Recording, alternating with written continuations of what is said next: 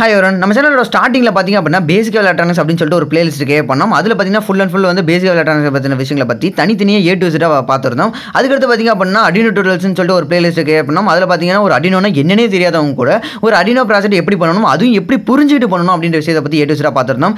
இப்போ நம்ம வந்துட்டு ஒரு புதுசாக ஒரு பிளேலிஸ்ட் கிரியேட் பண்ணியிருக்கோம். இதில் என்னென்னு பார்த்தீங்க அப்படின்னா ஃபுல் அண்ட் ஃபுல் வந்து ஒரு காம்போனன்ட் ஸ்பெசிஃபிகேஷன். ஓகேங்களா, அதாவது ஒரு காம்போனன்ஸோட யூசஸ் என்ன, அதோட காஸ்ட் எவ்வளோ இருக்கும், அதுக்கப்புறம் அதோட இன்புட் வோல்டேஜ் எவ்வளோ, அவுட்புட் வோல்டேஜ் எவ்வளோ, அதையும் தாண்டி இது இப்போ ஒரு Arduino வச்சு ப்ராஜெக்ட் பண்ணிங்க அப்படின்னா அதோட ஸ்பேஸ்லாம் எவ்வளோ இருக்கும், அதாவது ஃப்ளாஷ் மெமரி எவ்வளோ இருக்கும், ரேம் எவ்வளோ இருக்கும், ரோம் எவ்வளோ இருக்கும், அதோட ஃப்ரீக்வன்சிலாம் எவ்வளோ இருக்கும் அப்படின்ற விஷயத்தை பற்றி ஏ டு இசட்டாக நம்ம பார்க்க போகிறோம். ஓகேங்களா, ஃபார் எக்ஸாம்பிளுக்கு இந்த Arduinoன்னு சொன்னால் இதே மாதிரி நம்ம ப்ராஜெக்ட் தேவைப்படக்கூடிய எல்லா சென்சாராக இருக்கட்டும், எந்த ஒரு விஷயமா இருந்தாலும் எல்லா காம்போனன்ட்ஸுமே தனித்தனியாகவே ஒரு வீடியோஸை போட்டு அதில் இருக்க டெக்னிக்கல் ஸ்பெசிஃபிகேஷனை பற்றி நம்ம ஏ டு இசட்டாக பார்க்க போகிறோம். ஓகேங்களா, இந்த ஒரு விஷயம் வந்து நீங்கள் பண்ணக்கூடிய ப்ராஜெக்ட் வந்து உங்கள் வீட்டுக்கு தான் பண்ணுறீங்க, இல்லை சும்மா டைம் பாஸ்க்கு பண்ணீங்க அப்படின்னா இந்த மாதிரி டெக்னிக்கல் ஸ்பெசிஃபிகேஷன்லாம் உங்களுக்கு கண்டிப்பாக யூஸ்ஃபுல்லாக இருக்காது.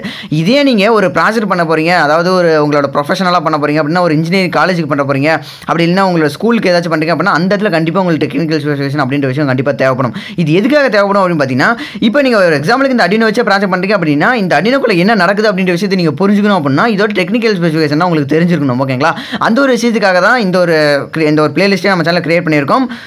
அதோட தொடர்ச்சி இன்றைக்கி நம்ம பார்க்க போகிறது என்னன்னு பார்த்தீங்கன்னா இந்த Arduino யூனோலேருந்து ஸ்டார்ட் பண்ணிடலாம் அப்படின்ற விஷயத்துக்காக தான். ஓகேங்களா, முடியாதுன்னு இருக்க விஷயத்தை முடியும்னு நினச்சா தான் முடியாதுன்னு இருக்க விஷயம் ஒரு நாள் முடியும். வாங்க இன்னைக்கு வீடியோக்குள்ளே போகலாம்.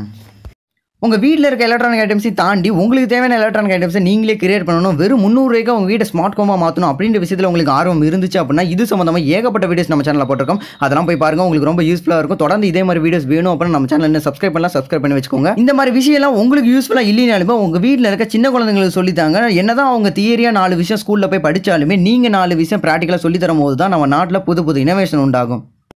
வீடியோவில் படுறது ஒரு சின்ன விஷயம் அது என்னன்னு பார்த்தீங்கன்னா, இந்த ஒரு வீடியோவில் வந்து உங்களுக்கு ஏதாச்சும் ஒரு சந்தேகம் இருக்கும். அதாவது வோல்டேஜ்னா என்ன, கரண்ட்னா என்ன, வாட்ஸ்னா என்ன, ஹெர்ட்ஸ்னா என்ன, ஃப்ரீக்வன்சினா என்ன, இந்த மைக்ரோகண்ட்ரோலர்னா என்ன, இந்த மாதிரி விஷயங்கள் ஏதாச்சும் உங்களுக்கு சந்தேகம் வந்துச்சு அப்படின்னா அதை பற்றி நீங்கள் எந்த ஒரு கவலையும் பட தேவையில்லை. எல்லாத்துக்கும் ஆல்ரெடி நம்ம சேனலில் வீடியோஸ் இருக்குது. அதுக்கான லிங்க் எல்லாமே டிஸ்கிரிப்ஷனில் இருக்குது. அதை பார்த்தீங்கன்னா உங்களுக்கு ஒரு ஐடியா கிடைக்கும். ஓகேங்களா, ஃபஸ்ட்டு வந்துட்டு Arduino யூனோவோட ஒரு யூசஸ் என்னென்னு பார்த்தீங்க அப்படின்னா நமக்கு தேவையான விஷயத்தை நம்ம பண்ணுறதுக்கு பதிலாக ஒரு ஆட்டோமேட்டிக்காக பண்ண வைக்கிறதுக்கு யூஸ் பண்ணக்கூடியது தான் இந்த ஒரு Arduino யூனோ அப்படின்ற விஷயமே. ஓகேங்களா, இதே மாதிரி இந்த Arduino யூனோ மாதிரி ஏகப்பட்ட கம்பெனிஸில் ஏகப்பட்ட மைக்ரோ கண்ட்ரோலில் ஏகப்பட்ட விஷயங்கள் இருக்குது. இருந்தாலும் இந்த Arduino யூனோ அப்படின்றது ஏன் இவ்வளோ பிரபலமாக இருக்குன்னா அதுக்கு முழுக்க காரணம் என்ன பார்த்தீங்கன்னா இது முழுக்க ஓப்பன் சோர்ஸ் அப்படின்றதுனால இதுக்கு தேவையான ப்ரோக்ராம் இது எல்லாமே பார்த்தீங்கன்னா ஆல்ரெடி ஆன்லைன்லேயே இருக்கும். முழுக்க பார்த்தீங்கன்னா யூசர் ஃப்ரெண்ட்லியாக இருக்கும். இந்த ப்ரோக்ராம் பண்ணுறது எல்லாமே ரொம்ப சுலபமாக இருக்கும். அதனால தான் இந்த Arduino யூனோன்றது இவ்வளோ பிரபலமாக இருக்குது. இதோட யூசஸும் இவ்வளோ தான். ஓகேங்களா, அடுத்து பார்த்தீங்க அப்படின்னா இப்போ நான் இந்த வீடியோ எடுத்துகிட்டு இருக்கேன் இந்த டைமிங்கில் இதோட ப்ரைஸ் எவ்வளோ இருக்குது அப்படின்னு பார்த்தீங்கன்னா நீங்கள் அமேசானில் வாங்குறீங்க அப்படின்னா கிட்டத்தட்ட 450 ரூபா கிட்ட வருது. அதே மாதிரி நீங்கள் ஒரு ஃப்ளிப்கார்ட்டில் வாங்குறீங்க அப்படின்னா 500 ரூபாயில் தான் ஸ்டார்டிங் ஆகுது. ஓகேங்களா, அதே மாதிரி வந்து நம்ம வேர் டு பை எலக்ட்ரானிக் காம்போனன்ட்ஸ் அப்படின்னு சொல்லிட்டு நம்ம சேனல் ஒரு வீடியோ போட்டிருக்கோம். அதோட லிங்க் டிஸ்கிரிப்ஷனில் இருக்குது. அந்த வீடியோ நீங்கள் பாருங்கள். அதில் ஒரு வெப்சைட் இருக்கும். அந்த வெப்சைட்டில் பார்த்தீங்க அப்படின்னா இப்போ ஸ்டார்டிங்லேயே பார்த்தீங்க அப்படின்னா டெலிவரி சார்ஜ் எல்லாத்தையும் சேர்த்து பார்த்தீங்கன்னா 350 ரூபாயிலேருந்தே ஸ்டார்ட் ஆகுது. நீங்கள் எதில் வேணுமோ அதில் வாங்கிக்கோங்க. ஓகேங்களா, அடுத்து பார்த்தீங்கன்னா இந்த Arduinoவோட ஒரு முக்கியமான விஷயம் பார்த்தீங்கன்னா இந்த ஒரு மைக்ரோ கண்ட்ரோலர் தான். இந்த மைக்ரோ கண்ட்ரோலரோட நேம் என்ன பார்த்தீங்கன்னா Atmega 328P. ஓகேங்களா, இந்த Atmega 328P ஓட பர்ஃபார்மன்ஸ் எந்த அளவுக்கு இருக்கும் அப்படின்னா 8 பிட் மைக்ரோ கண்ட்ரோலர். ஓகேங்களா, 8 பிட் அப்படின்றது ஒன்றுமே ரொம்ப சிம்பிளாக சொல்லுவோம் அப்படின்னா நம்ம உள்ள கொடுக்கக்கூடிய எல்லா டேட்டாவுமே பார்த்தீங்கன்னா 0s and 1s தான் இருக்கும். ஓகேங்களா, அந்த 0s and 1s வந்து அட்டன் டைமில் சீக்வன்ஸை எத்தனை விஷயத்தை வந்து இதால் ப்ராசஸ் பண்ண முடியும். அதாவது இது பார்த்தீங்கன்னா 8 பிட் மைக்ரோ கண்ட்ரோலர் அப்படின்னா ஒரே டைமில் சீக்வன்ஸை 8 பிட் டேட்டாவை வந்து இதால் ப்ராசஸ் பண்ண முடியும். 8 பிட் அப்படின்றது என்ன, 0s and 1s, அதாவது 000 எல்லாம் 111ன்னு சொல்லிட்டு 8 டேட்டா வந்து ஒரே டைமில் சீக்வன்ஸை ஒரே டைமில் வந்து இதால் ப்ராசஸ் பண்ண முடியும். அதுதான் பார்த்தீங்கன்னா 8 பிட் மைக்ரோ கண்ட்ரோலர். ஓகேங்களா, Arduinoவோட ஃபிளாஷ் மெமரி எவ்வளோ இருக்கும் பார்த்தீங்கன்னா 32 KB. இந்த 32 KB அப்படின்றது எதுக்குன்னு பார்த்தீங்க அப்படின்னா நம்ம உள்ள கொடுக்கக்கூடிய ப்ரோக்ராம் வந்து ஸ்டோர் பண்ணி வச்சுக்கிறதுக்காக. ஓகேங்களா, அதே மாதிரி இந்த மைக்ரோ கண்ட்ரோலரோட ரேம் எவ்வளோ இருக்குன்னா 2 KB. அதே மாதிரி ரோம் எவ்வளோ பார்த்தீங்கன்னா 1 KB. ஓகேங்களா, இந்த ரேம்ன்ற விஷயம் எதுக்காக பார்த்தீங்கன்னா நம்ம இந்த மைக்ரோ கண்ட்ரோலர் வந்து ஆனில் இருக்கும் போது நம்ம உள்ள கொடுக்கக்கூடிய டேட்டா வந்து ப்ராசஸ் பண்ணுறதுக்காக யூஸ் பண்ணக்கூடியது தான் அந்த ரேம். அதே மாதிரி ரோம்ன்றது லாங் டைமில், அதாவது இதுக்குள்ளே இருக்க அந்த ரோமில் வந்து ஸ்டோர் ஆகிற எல்லா டேட்டாவுமே பார்த்தீங்க அப்படின்னா இந்த Arduino வந்து ஆஃபில் இருக்கும் போது ஸ்டோர் ஆகியே இருக்கும். ஓகேங்களா, அந்த மாதிரி விஷயங்கள்லாம் வந்து ஸ்டோர் பண்ணுறது தான் அந்த ரோம்.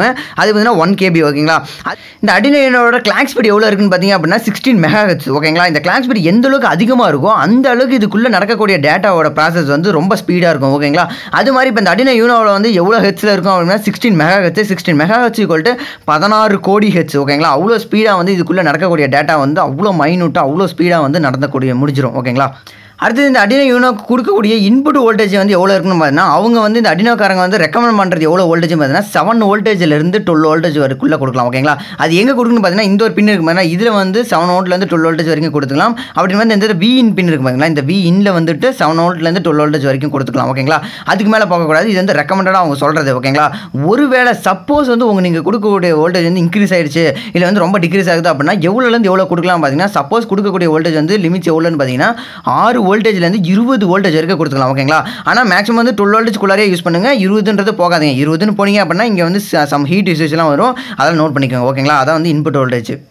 நீங்கள் எக்ஸ்டர்னலாக கனெக்ட் பண்ணக்கூடிய சென்சாராக இருக்கலாம் இல்லை மோட்டராக இருக்கலாம் வாட்டர் வெடிஸ் உங்களோட ப்ராஜெக்ட் என்ன வேணா இருக்கலாம். ஆனால் அதுக்கு தேவையான பவர் சப்ளை வந்து இதுலேருந்து கூட எடுத்துக்கலாம். இங்கே பார்த்தீங்கன்னா 3.3 வோல்டேஜ் இருக்குது அப்புறம் 5 வோல்டேஜ் இருக்குது இந்த மாதிரிலாம் கூட எடுத்துக்கலாம். ஆனால் அதில் ரொம்ப ரொம்ப முக்கியமான விஷயம் நோட் பண்ண விஷயம் என்னன்னு பார்த்தீங்கன்னா நீங்கள் எடுக்கக்கூடிய பவர் சப்ளை பார்த்தீங்க அப்படின்னா மேக்ஸிமம் ஆர் லெஸ் தென் பார்த்தீங்க அப்படின்னா 40 மில்லி ஆம்பியருக்கும் கம்மியாக இருக்கணும் ஓகேங்களா. வோல்டேஜ் வந்து 5 வோல்டேஜ் இருக்கலாம் 3 வோல்டேஜ் இருக்கலாம் எனிதிங். ஆனால் ஆம்பியர் பார்த்தீங்க அப்படின்னா 40 மில்லி ஆம்பியருக்கு கம்மியாக இருக்கணும். அதை விட அதிகமாக எடுத்தீங்க அப்படின்னா இந்த Arduino போயிடும். இந்த Arduinoவில் கொடுக்கக்கூடிய இந்த ஐசிஎஸ்லாம் சீக்கிரம் போயிடும் ஓகேங்களா. ஸோ அதெல்லாம் வந்து நோட் பண்ணிக்கோங்க. அப்போ நீங்கள் ஒன்று யோசிக்கலாம் அப்புறம் எப்படி நம்ம வந்து பவர் சப்ளை கொடுக்குறது அப்படின்னு பார்த்தீங்கன்னா அதுக்கு தேவையான பவர் சப்ளை வந்து தனியாக ஒரு 5 வோல்டேஜ் வந்து தனியாக ஒரு இதில் கொடுத்துட்டு அதோட கிரவுண்டையும் இதோட கிரவுண்டையும் மட்டும் ஒன்றா காமனாக சேர்த்து வச்சிடணும் ஓகேங்களா. நம்ம இன் ஃபியூச்சரில் வந்து நிறைய ப்ராஜெக்ட்லாம் பண்ணுவோம். அதெல்லாம் பார்த்தீங்கன்னா உங்களுக்கு புரியும். இல்லை நீங்கள் ப்ராஜெக்ட் வீடியோஸ் நிறைய பார்த்தீங்கன்னா உங்களுக்கு புரியும். ஆனால் ரொம்ப தெரிஞ்சுக்க வேண்டிய விஷயம் என்னென்னு பார்த்தீங்கன்னா இந்த ஒரு இதுலேருந்து எடுக்கக்கூடிய பவர் சப்ளை பார்த்தீங்க அப்படின்னா முழுக்க வந்து 40 மில்லி ஆம்பியருக்கு கம்மியான அளவில் மட்டும்தான் நீங்கள் வந்து கனெக்ட் பண்ணணும் ஓகேங்களா.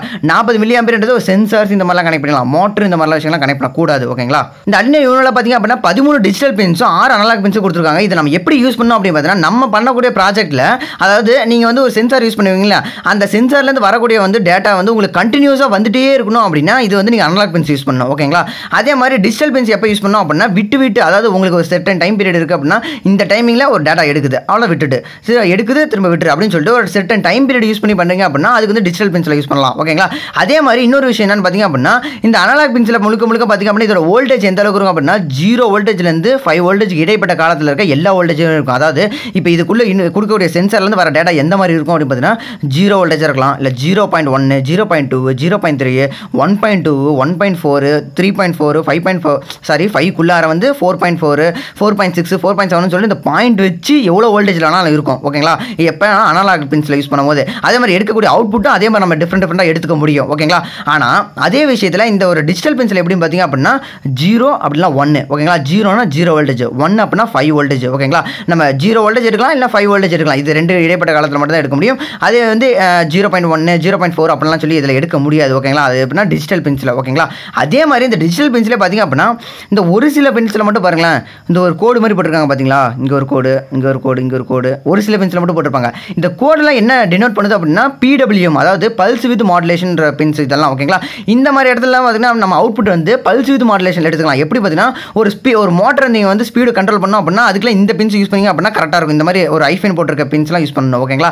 அந்த ஸ்பீடு கண்ட்ரோல் பண்ணுறதுல பார்த்தீங்க அப்படின்னா இப்போ வந்து 0லேருந்து 5 வோல்டேஜ் இருக்கும்போது இது வந்து கிட்டத்தட்ட வந்து அனலாக்னு சொல்லலாம். மேபி வந்து அனலாக்னு சொல்லலாம். கன்ஃபார்ம் அனலாக்னு சொல்லக்கூடாது ஓகேங்களா. அதாவது ஒரு பார்ஷியலி அனலாக்னு சொல்லலாம் ஓகேங்களா. அது ஏன் பார்ஷியலி அனலாக்னு பார்த்தீங்க அப்படின்னா இதில் வந்து கிடைக்கக்கூடிய அவுட்புட் பார்த்தீங்க அப்படின்னா 0லேருந்து 5 வோல்டேஜுக்கு இடைப்பட்ட காலத்தில் இருந்து ஒரு பர்சன்டேஜ் வைஸாக வரும். அதாவது 1% 2% 3% சொல்லிட்டு 100% வச்சுக்கும். அதுவே அளவு வச்சு அந்த பர்சன்டேஜ் வைஸ்லேருந்து இதில் அவுட்புட் எடுக்கும். அதை வச்சு நம்ம என்ன பண்ணலாம் அப்படின்னா லைட்டை வந்து டிம் பண்ணி திரும்ப பிரைட் பண்ணலாம். பிரைட் பண்ணி திரும்ப டிம் பண்ணலாம். அதுக்கப்புறம் மோட்டரோட ஸ்பீடை வந்து கம்மி பண்ணி திரும்ப அதிகப்படுத்தலாம். பண்ணி திரும்ப கம்மி பண்ணலாம். இந்த மாதிரி விஷயங்கள்லாம் வந்து இந்த PWMல பண்ண முடியும் ஓகேங்களா. அதுக்கடுத்து பார்த்தீங்க அப்படின்னா இங்கே கீழே பார்த்தீங்க அப்படின்னா RxTXன்னு சொல்லி இருக்கும் ஓகேங்களா. இந்த RxTX பார்த்தீங்கன்னா சீரியல் கம்யூனிகேஷனுக்காக யூஸ் பண்ணுறது. சீரியல் கம்யூனிகேஷன் ஒன்றுமே இல்லைங்க. இந்த நீங்கள் வந்து ஏதாச்சும் ஒரு திரும்ப இன்னொரு மாடலில் வந்து கனெக்ட் பண்ண போகிறீங்க அப்படின்னா அதாவது ஒரு ப்ளூடூத் மாடலாக இருக்கலாம் இல்லை வைஃபை மாடலாக இருக்கலாம் அதில் ஒரு மைக்ரோ கண்ட்ரோலராக இருக்கலாம். அப்படி இல்லை இன்னொரு விஷயம் என்ன பார்த்தீங்க அப்படின்னா இதில் வந்து நீங்கள் ப்ரோக்ராம் பண்ணுவோம் பார்த்தீங்களா. இந்த ஒரு பின்னு நீங்கள் வந்து இந்த கேபிள் கனெக்ட் பண்ணி நீங்கள் லேப்டாப்பில் இல்லை பிசியில் கனெக்ட் பண்ணி ப்ரோக்ராம் பண்ணுவீங்களா.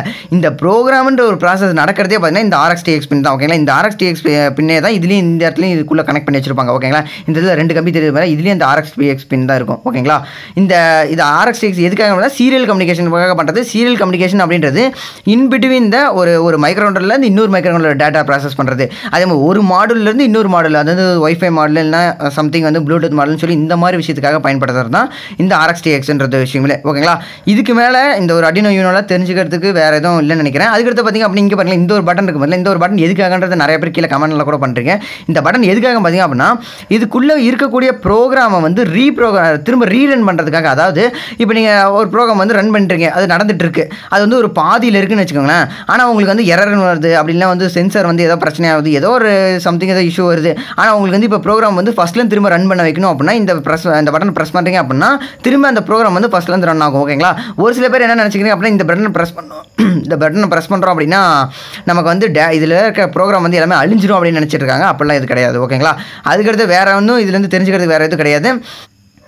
இந்த வீடியோ நீங்கள் இவ்வளோ நேரம் பார்க்குறீங்க அப்படின்னா கண்டிப்பாக இந்த வீடியோ உங்களுக்கு ரொம்ப யூஸ்ஃபுல்லாக இருக்குன்னு தான் அர்த்தம். உங்களுக்கு வேறு ஏதாவது வீடியோ தேவைப்படுச்சுன்னா கண்டிப்பாக கமெண்ட் பண்ணுங்கள். நான் கண்டிப்பாக கொஞ்சம் லேட்டாலாம் கண்டிப்பாக பண்ணுறேன். ஓகேங்களா, உங்களோட கருத்துக்கள் வேறு ஏதாவது இருந்துச்சுனாலும் கண்டிப்பாக கமெண்ட் பண்ணுங்கள். நான் உங்ககிட்ட ஒரே ஒரு ரெக்வெஸ்ட்டாக மட்டும் கேட்டுக்கிறேன். அது என்னென்னு பார்த்தீங்க அப்படின்னா இந்த ஒரு லாக்டவுனில் மட்டுமே பார்த்தீங்கன்னா கிட்டத்தட்ட 100க்கும் மேற்பட்ட வீடியோஸ் நம்ம சேனலில் போட்டிருக்கோம். ஆனால் வியூஸ் ரொம்ப கம்மியாக தான் போயிட்டுருக்கு. வெறும் ஷார்ட் டைமில் பார்த்தீங்க அப்படின்னா இவ்வளோ வீடியோஸ் போட்டிருந்தோம் அப்படின்னா கண்டிப்பாக வந்து வியூஸ் ரொம்ப கம்மியாக தான் போகுன்றது எனக்கே தெரியும். ஸோ இருந்தாலும் நான் போட்டுட்ருக்கேன். எனக்கு நீங்கள் ஏதாச்சும் ஹெல்ப் பண்ணணும் அப்படின்னு நினச்சிங்கன்னா தயவு செஞ்சு இந்த வீடியோக்கு ஒரு அட்லீஸ்ட் ஒரு லைக் பண்ணுங்கள்.